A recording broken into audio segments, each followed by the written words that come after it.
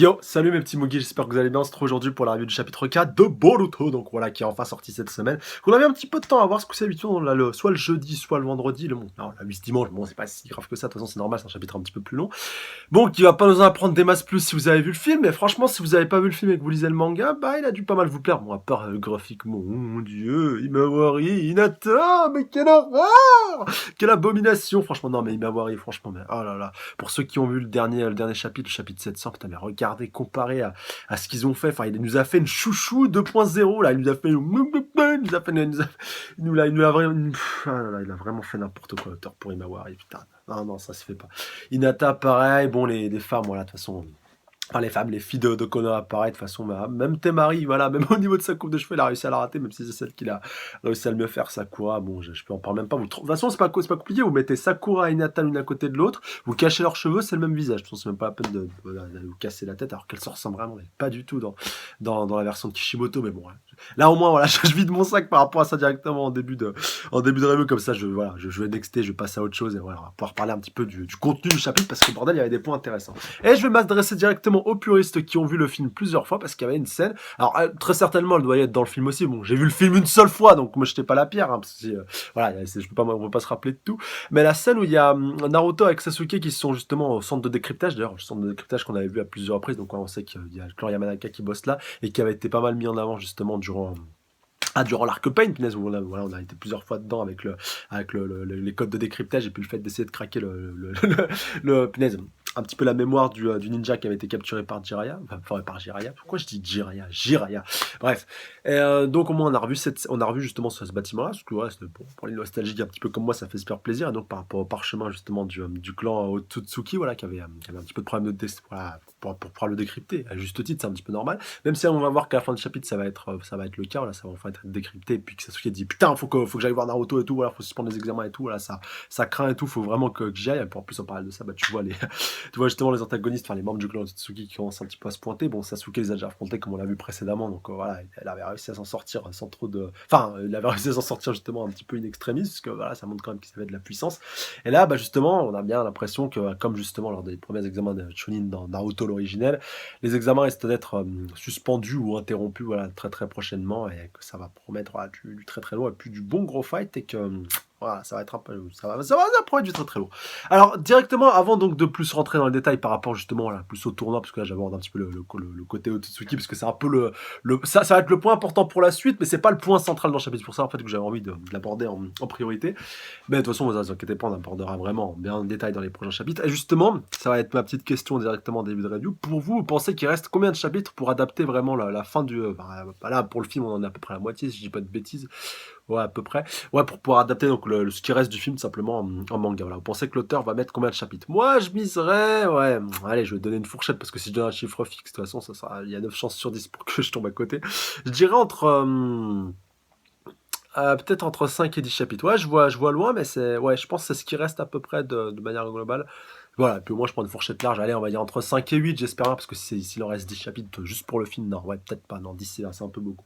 Non, ouais, entre 5 et 8, je dirais. Dites-moi vous dans les commentaires pour vous si vous avez soit une fourchette, soit un chiffre fixe. Mais ouais, il reste quand même pas mal de choses. Après, ça dépend aussi s'il va sauter ou pas à certains points, parce que là, malgré tout, bah, il saute de trois petits points, de trois petits détails, même s'il reste bien focus sur l'intrigue principale. Mais quand même, voilà, donc ça peut jouer justement par rapport justement au prochain chapitre. Bref, donc pour reprendre le développement de ce chapitre, bah, par rapport, donc on reprend directement après la fin, donc l'épreuve précédente avec le quiz qui n'avait aucune réponse, donc qui avait servi en fait à faire pas mal de ménage pour laisser un petit peu de monde tranquille.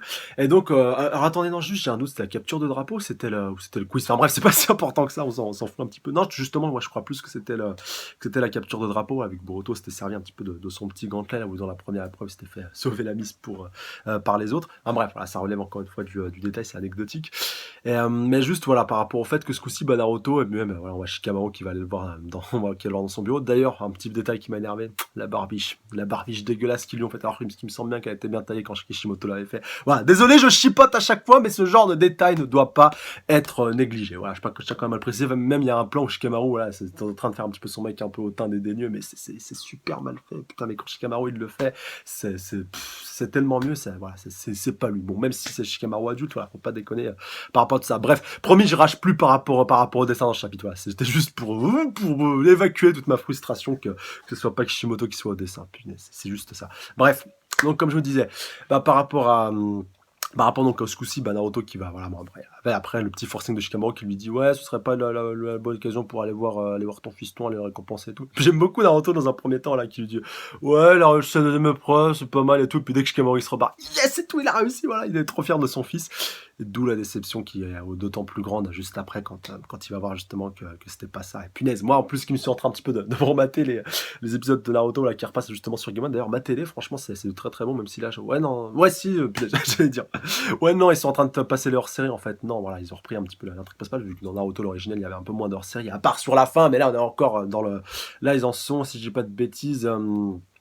Punaise, juste après, la mission de récupération de Sasuke, mais voilà, dans les derniers jours où vraiment je regardais avec assiduité, c'était tout l'arc justement, voilà, de la recherche de Tsunade, et tout l'entraînement du coup au Rasengan. Et là, quand tu fais le parallèle entre l'entraînement au Rasengan et comment Naruto il en a chié pour arriver à le maîtriser, et comment Boruto mais putain, mais il se moque justement du ninjutsu, de tout ce qui tourne autour, et puis de l'entraînement et toute l'assiduité. Mais tu comprends totalement la réaction de Naruto à la fin du chapitre. Enfin voilà, là tu peux pas te dire, là au moins c'est la réaction, c'est la vraie réaction qu'un père il doit avoir par rapport à son fils, et puis même qu'un Hokage doit avoir par rapport à quelqu'un qui fraude justement par rapport au règlement. Bon, c'est peut-être un petit peu les deux mélangés. Voilà, après certains trancheront diront ouais, c'est plus l'Hokage qui arrête le bras de son fils plutôt que le père. Pour moi, je dirais que c'est quand même un petit peu les deux, voire même plus le père, parce que le père il veut pas, voilà, quand tu vois Naruto par rapport justement à l'héritage que son père lui a légué, donc à savoir Minato, surtout qu'il l'a pas connu, il a envie que son fils soit un petit peu soit son héritage, enfin quelque part ça l'est déjà un petit peu par défaut, mais il a envie justement qu'il lui reprenne un petit peu le flambeau, à s'entraîner vraiment d'arrache-pied. En plus, voilà, il était tout content quand il a appris que, enfin, il a un petit peu caché à Sasuke, mais il était pas contre, par rapport au fait justement qu'il soit chargé un petit peu de son entraînement. Il dit ah, j'ai ouï dire que t'avais c'était cette scène là, d'ailleurs je vous disais, j'avais un petit doute par rapport au fait qu'elle soit dans l'anime, qu'elle soit dans le film justement ou pas, donc elle doit très certainement y être d'ailleurs. Donc voilà, j'ai ouï dire par Konohamaru et tout que c'était toi qui chargeais l'entraînement de Boruto, et puis il disait donc voilà qu'au final c'est un petit peu la finalité, c'est le destin qui veut ça, et puis donc c'est pas, voilà, au final c'est pas quelque chose de mauvais. Et donc quelque part avec un des meilleurs ninjas encore en activité, tu pouvais être que content, voilà, pour ton fils, ça pouvait être que quelque chose de bon pour lui. Mais Sasuke, voilà, a peut-être été un peu trop négligent, un peu comme Naruto, les deux ont été négligents et ont un petit peu trop sous-estimé Boruto, et ont cru, voilà, que de par justement sa haute naissance, sa lignée et tout, et puis même par rapport à ses capacités, voilà, un petit peu innées, parce que malgré tout ça reste quand même un petit génie, notre cher Boruto. Là, c'est pas le cancre qui était son père en même âge, même s'il se repose un petit peu trop sur ses acquis, et encore plus avec ce bracelet. Et du coup, voilà, ils ont été beaucoup trop négligents par rapport à l'entraînement, par rapport à tout ça, et que voilà, ils ont pas vu justement qu'est-ce qui se, voilà, un petit peu l'anguille qui se cachait sous la roche, et un petit peu, voilà, le poteau rose par rapport à tout ça, et surtout tous les sentiments de Boruto. Bon, Sasuke, c'est compréhensible vu que c'est pas son père, mais pour Naruto, voilà, il a été un petit peu trop négligent par rapport à ce point-là. Et d'ailleurs, j'ai une bonne colle pour vous, parce que ça, c'est un point que, voilà, même moi, en tant que puriste, avec des gros guillemets, j'ai pas été capable de percer à jour. Est-ce qu'au moment où Naruto va voir Boruto dans sa chambre, est-ce que c'est vraiment lui, ou est-ce que c'est un de ses clones? Bonne question, parce que c'est vrai que la case d'après, puis même dans le film, voilà, quand c'était présent, quand tu vois, donc on retourne sur Naruto, justement dans son bureau de Hokage avec sa veste justement de l'examen des Chunin. D'ailleurs, veste qui dans le film, veste d'ailleurs qui lui a été rapportée, je croyais justement qu'il aurait pu la récupérer chez lui, mais non, elle y était depuis que Sasuke l'avait récupérée après que Boruto l'avait jetée, voilà, parce qu'à la base elle était chez lui, mais bon, maintenant elle est dans son bureau. Et justement, on peut se poser la question, le clone il a pas sa veste d'Hokage, donc logiquement si Naruto rentrait du boulot, il avait sa cape de Hokage sur lui. D'ailleurs, c'est complètement con, parce que quand tu fais un Kagebunshi no Jutsu, même le clone il a la cape sur lui, mais bon bref, voilà, c'est juste un détail peut-être pour permettre de nous aiguiller, et que dans cette scène là, justement pour nous montrer que c'est pas l'Hokage qui va voir un de ses shinobi, mais c'est le père, voilà, c'est pas Naruto l'Hokage qui va voir Boruto, c'est le fils. Vous voyez un petit peu, voilà, des fois c'est des petits détails comme ça, mais c'est important, voilà. Cette scène en fait avec Boruto, quand il lui sermonne, il dit ouais je suis fier de toi et tout, elle a pas du tout le même sens avec Naruto avec sa cape, s'il allait le voir avec sa cape, que s'il va le voir sans sa cape. Voilà, c'est pour vous, c'est peut-être un détail, c'est peut-être rien du tout, mais je vous jure que c'est hyper important tu vois vraiment la scène différemment. Là vraiment je me rends vraiment compte. Et Donc, ouais, du coup, ça peut vraiment être le vrai Naruto, puis donc qui est décidé d'enlever sa cape et tout. Mais du coup, bah, ça peut être totalement l'inverse. Du coup, bah, Naruto n'a pas bougé de son bureau et a envoyé un Kagebunshi no Jutsu pour aller le voir. Après, je peux tout à fait comprendre que Boruto soit assez frustré par rapport au fait justement que son père envoie plus ses clones qu'autre chose. Mais il faut pas qu'il oublie que les clones, enfin après, je sais pas si, bon, il y a de fortes chances quand même qu'ils connaissent comment fonctionne la technique de clonage. D'ailleurs, même lui, il la maîtrise. Par rapport au fait que tout ce que les clones font, ça revient dans le corps de l'originel une fois que le clone est dissipé. C'est-à-dire que t'envoies un clone faire telle ou telle chose, voilà, il sera voilà. Tu l'envoies faire une mission. Enfin, je sais pas, par exemple, Naruto, tac, il fait un clone, il l'envoie à Suna, envoyer, délivrer un message à Gaara ou aller prendre une information, une note d'une information de Gaara. Et bah, juste après que le clone est interrompu, bah, l'information, elle va revenir à lui. Bon, je suis d'accord, voilà, je chipote un petit peu par rapport au fait, bon, je reprends un petit peu l'exemple, justement, de l'anniversaire et par rapport au gâteau, là, qui était tombé avec le clone qui s'était dispatché par rapport à ça. Mais Naruto, voilà, faut pas oublier qu'il a des trucs à faire, il est Hokage et tout. Et le fait qu'il envoie un de ses clones, c'est pas le fait qu'il se dédouane de le faire et tout, mais il le fait vraiment, voilà, quelque part, son clone c'est une partie de lui, donc c'est lui qui le fait, voilà, faut vraiment prendre conscience de ce point-là. Et bon après voilà, quand t'es un petit peu jeune, quand t'es dans le cas de Boruto, voilà, même si nous on se met un petit peu à sa place, même si c'est pas vraiment possible, voilà, voilà, c'est vrai qu'il peut vraiment avoir matière à débattre. Mais faut pas, voilà, c'est pas comme s'il envoyait quelqu'un d'autre le faire à sa place, voilà, je sais pas, c'est comme s'il envoyait Shikamaru ou autre, parce que non, même s'il n'a pas l'information en direct, il l'a un petit peu en différé, mais il l'a quand même, voilà, parce voilà, il a un petit peu tout ce que le clone a vécu, et bah, et ça rentre en considération, et puis ça rentre comme acquis, justement, voilà, il revoit, on sait pas techniquement comment ça se marche, parce que c'est vrai que c'est chiant par rapport à ce point-là, Kishimoto l'ait pas développé, mais tout simplement, en fait, tout ce que le clone il a fait, c'est ça qu'il faut vraiment avoir conscience. Le corps originel récupère tout, c'est-à-dire, bon, il doit sûrement revivre, il doit voir un petit peu les souvenirs et puis les pensées de son clone. D'ailleurs, il y avait eu un super épisode hors série dans Naruto Shippuden qui avait pas mal joué par rapport à cette là, par rapport au clone qui se rebellait et tout par rapport à Naruto. D'ailleurs, il était très, très intéressant cet épisode-ci. Et là, justement, c'est important là, de réinsister pardon, par rapport à ce point-là, par rapport à Naruto et par rapport à Boruto et par rapport à leur relation, même si bien entendu, voilà, je suis tout à fait d'accord avec vous, que ça change rien par rapport au fait que ce soit Naruto, l'originel, qui allait voir son fils. Mais c'est un bon moyen, c'est un bon compromis tout simplement d'envoyer un de ses clones. C'est pas comme justement le Mei dans l'épisode voilà, par rapport à l'épreuve précédente qui était peut-être un petit peu trop rédhibitoire, mais bon, il voulait pas qu'il s'enflamme et tout, donc voilà, on peut aussi l'interpréter de cette manière-là, voilà, voilà, c'est un petit peu étape par étape, c'est justement c'est Shikamaru qui lui dit, lâche un peu du lest, voilà, d'accord t'es l'Hokage et tout, voilà, d'accord t'as beaucoup d'attentes avec ton fils, et d'ailleurs, justement, c'est pour ça qu'il est dur avec lui, parce qu'il est exigeant, il a envie justement qu'il reprenne de belle manière le flambeau après lui. Puis surtout, bah, lui, il a pas eu le bon exemple, vu qu'il a pas eu de personne derrière lui pour le soutenir. Bon, alors, je parle au niveau parental pour soutenir. Allez, vas-y, réussis. Même s'il avait bien entendu Jiraiya à un moment donné, il avait Sarutobi, il a eu Kakashi, voilà, il a eu beaucoup de monde pour s'occuper de lui après en temps voulu. Mais même Jiraiya, d'ailleurs, je reprends encore une fois cet exemple de l'entraînement Rasengan, même à ce moment-là, il était vraiment très dur avec lui. Rappelez-vous, voilà, il se barrait tout le temps en bordel pendant que Naruto, voilà, il suait vraiment nuit et jour pour pouvoir arriver à maîtriser la technique et passer les différentes étapes de l'apprentissage du Rasengan. Donc voilà, c'est à la dure que tu arrives justement à obtenir tes résultats et que tu arrives à aller loin. Voilà, c'est pas en te bichonnant, chuchotant et tout. Et encore plus, bah, quand tu vois d'ailleurs avec Boruto ça casse vraiment toute cette scène-là. Enfin, c'est pas que ça la casse, mais là où vraiment elle devrait être, ça devrait être justement un beau message entre son père et son fils.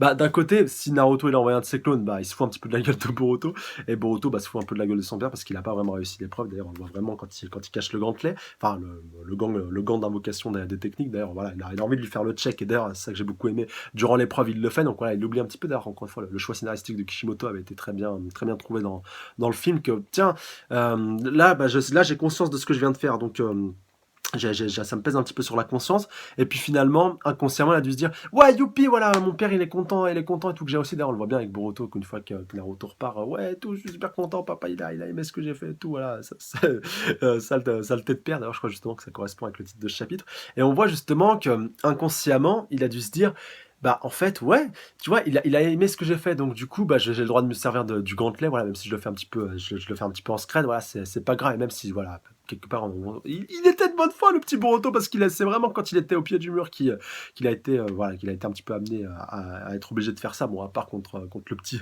contre un petit peu après contre le petit du village de Kumo, voilà, contre lequel il a directement balancé le shuriken, mais vraiment contre Chikadai, tu vois qu'il avait pas envie d'en arriver jusque là, mais qu'il avait vraiment pas eu le choix. Et justement après voilà, limite il était fier, il disait ouais, quand justement quand Naruto s'est pointé, qu'il lui a tendu le bras pour faire le check, c'était qu'il était fier de ce qu'il avait fait, et puis il avait un petit peu oublié le fait de ce qu'il avait fait précédemment. Mais si vous voulez, le fait que Naruto les félicitait juste après qu'il ait fait cet usage-là, inconsciemment, ça a dû lui dire que vas-y, de toute façon, tu peux le faire, tu t'en fous, ton père, il sera fier de toi. Voilà, faut vraiment le voir comme ça, parce que quand, voilà, quand au moment, en fait, bah, un petit peu où le masque tombe et où tu te rends compte voilà, que t'es arrivé jusque-là, tout simplement en trichant et puis en fraudant, donc avec tac, au moment où il se fait un petit peu choper la main dans le sac, non. Tu vois, là, t'étais prêt à faire le check alors que toi, t'étais pas prêt à le faire. Et quelque part, mieux vaut que tu l'aies pas fait la dernière fois parce que ça aurait pas été mérité.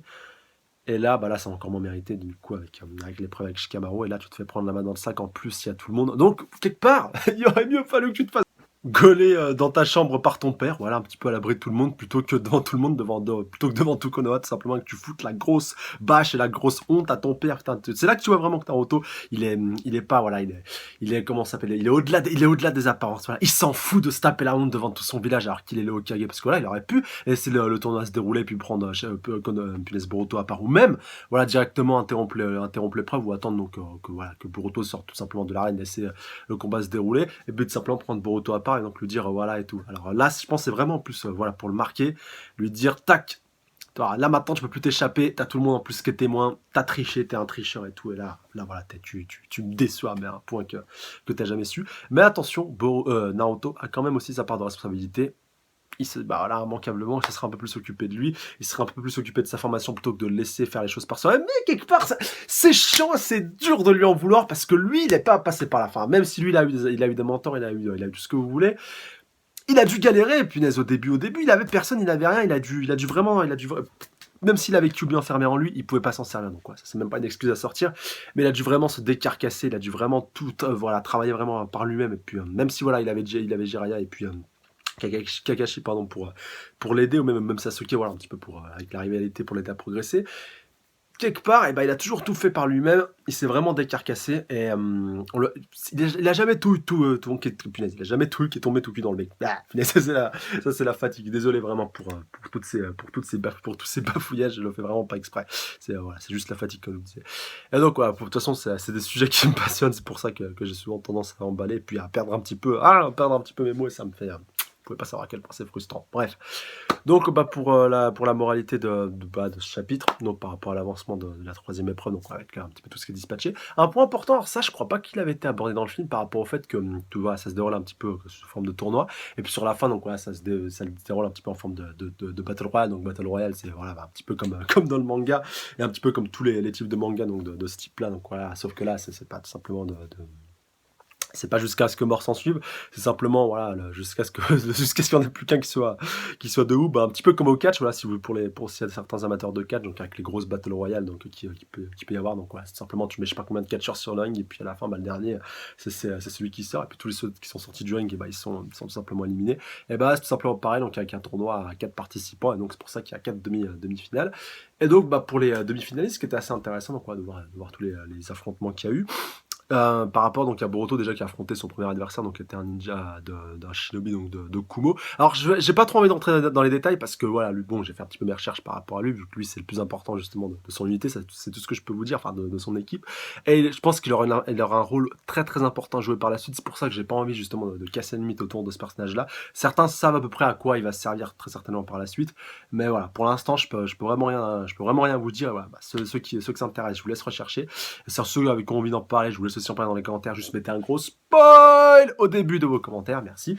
Et sinon, voilà, si ça ne vous intéresse pas plus que ça, et ben, voilà, vous verrez par la suite, mais vous verrez qu'il aura un rôle très certainement très important par rapport à la suite. Donc, quoi qu'il en soit, bah, il a un petit peu le même rôle enfin le même style, le même type de combat qui est un petit peu qu'Utakata, même si Utakata lui c'était les bulles et lui c'était les bulles de chewing-gum, voilà je suis d'accord c'est pas tout à fait la même chose, mais le style de combat est assez similaire et puis au final bah, il se fait un petit peu avoir par Boruto, enfin Boruto un petit peu, il en avait un petit peu marre et puis il avait vu qu'il se faisait totalement surclassé, donc ouais il a encore une fois dégainé un petit peu un shuriken dans le film si je dis pas de bêtises, c'était un shuriken un petit peu rotatif et tout, enfin voilà un petit peu du futur si vous voulez, un petit peu spécial et tout trafiqué, donc je pense qu'il y avait du chakra Raiden imprégné dedans, puis donc bah, au final voilà le shinobi de Kumo il le voit un petit peu passer à côté de lui puis donc non il repasse devant toi et puis il te fait un petit peu tout exploser et tout et puis au final bah one shot que voulez-vous.